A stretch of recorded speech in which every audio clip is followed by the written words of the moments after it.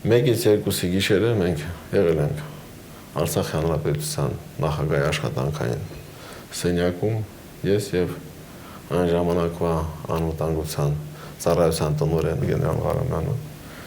եւ զեկուցել եմ ընդհանուր իրավիճակը առաջնային գծում ինչպիսին է, ներկայացրել եմ, որ շարունակելու է ընթացքում մեր կողմից հետախուզությունը վերահսկելու եւ այլն։ Իհարկե համապատասխան է տրվել է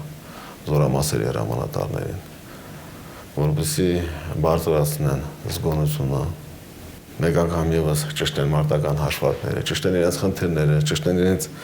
բոլոր անելիքները, որպեսզի անհրաժեշտության դեպքում իհարկե կատարեն դրանք, հակազդեն հակառակորդին։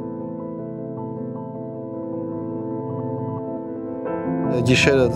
23:00-ի 23:30-ի սահմաններում իմ հետ կապ հաստատեց բանակի հրամանատարը Լևո Մնացականյանը եւ ցույց տվեց, որ հետախուզական տվյալներով, արդեն ստույգ տվյալներով հնարավոր է, որ հակառակորդը դիմի սադրանքների։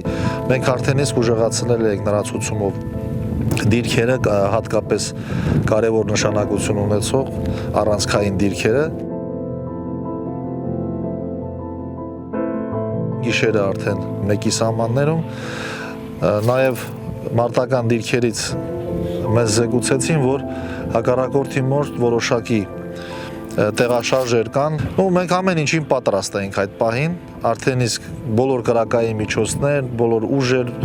եւ ժամը 2:30-ի 2:45-ի սահմաններում հակառակորդը սկսեց բավականին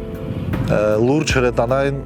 հարվածներ է հասցնել ողջ առաջնային գիծը։ Կրակում են նաև Մադաղիսի ուղղությամբ, կրակում էին Աղդամի ուղղությունում, կրակում էին եւ մեր ուղղությունում։ Ամեն տեսակի զենքից կրակում են, սկսած ականանետերից, հրաձգային զենքերից ավարտված գրադ կայանքներով։